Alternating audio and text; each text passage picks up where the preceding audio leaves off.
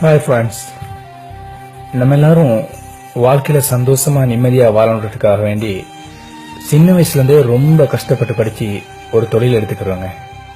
தொழில் மூலமாக வார வருமானத்தை வச்சு என் வாழ்க்கை நிம்மதியாக சந்தோஷமாக போன்றதுக்காக வேண்டி எங்களோட ஸ்வீட் ஹார்ட், எங்களோட இருக்கக்கூடிய எங்களோட லைஃப் பார்ட்னரை எங்களோட குடும்பத்தில் சொல்லி எங்களுக்கு பிடிச்சவங்கள்ட்ட சொல்லி ரொம்ப ரொம்ப கஷ்டப்பட்டு தேர்ந்தெடுத்து ஒரு ஏஞ்சலை திருமணம் முடிக்கிறோங்க. ஆனால் ரொம்ப பேரை பார்த்தா திருமணம் முடிச்சதுக்கு அப்புறமும் மொபைல்ல வேறொரு பெண்ணோட தொடர்புல இருக்காங்க, அது பெண்ணாக இருந்தா வேறொரு ஆணோட தொடர்புல இருக்காங்க. இப்படி நிறைய பேர் திருமணம் முடிச்சதுக்கு அப்புறம் தாண்ட மனைவி அழகா விளங்காம, தாண்ட கணவன் அழகா விளங்காம ரொம்ப முறை தவறி போய்கிட்டு இருக்காங்க. அது ஏன்னு சொன்னா, இதே பிரச்சனையில சிக்கி தவிச்ச ஒரு மனுஷர் புத்தி ஞானம் அனுபவம் உள்ள ஒரு மார்க்க மேதை கிட்ட ஒரு ஞானி கிட்ட அவரோட பிரச்சனையை முறை வச்சாருங்க. அந்த கதையை தான் நான் உங்களுக்கு இப்ப சொல்ல போறேன். அந்த பிரச்சனை வந்த மனுஷன் சொன்னாரு, ஞானியே, ஏன மனைவிய நான் முத பார்த்த அப்புறம் இவளை போல ஒரு அழக கடவுள் படைச்சதே இல்லைண்டு, இவத்தான் தேவதண்டு என மனசுல நினைச்சேன். ஆனா அதே பெண்ண எனக்காக நிச்சயித்த பொழுது, இவதான் என் மனைவின்னு தேர்ந்தெடுக்கப்பட்டு திருமணம் பேசப்பட்ட பொழுது நிச்சயதார்த்தத்துல அவளை போல அதிகமான பெண்கள், அழகான பெண்களை கண்டேன்.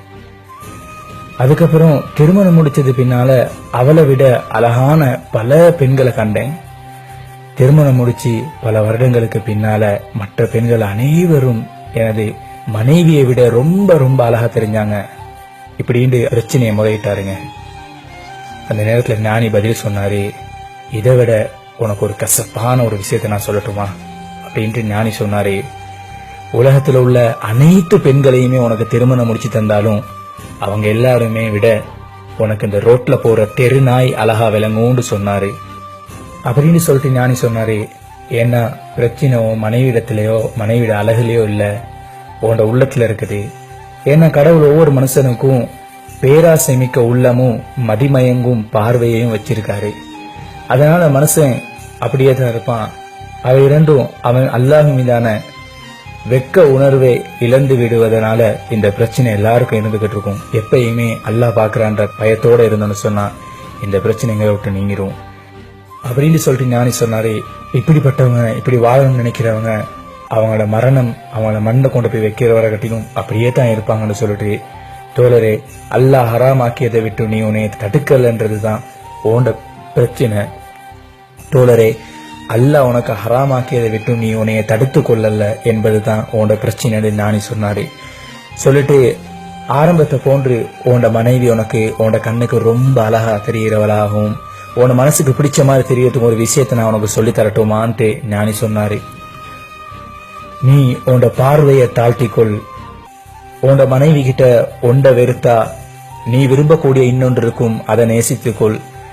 இருப்பதை கொண்டு உன மனசை பொருந்திக் கொள்ளக்கூடிய மனசாக ஆக்கிக்கொள். சுயநலவாதியாக இருந்திடாத. ஒரு சின்ன விஷயத்திலையும் உன்னோட அன்பை, கவலையை, துக்கத்தை உன்னோட மனைவி கிட்ட ஷேர் பண்ணிக்கோ, பேசிக்கோ. இப்படி எல்லாம் செஞ்சு வந்தேன்னு சொன்னா உன்னோட மனசுல இருக்கக்கூடிய அந்த அசட்டு தன்மை போயிடும்னு ஞானி சொன்னாரு.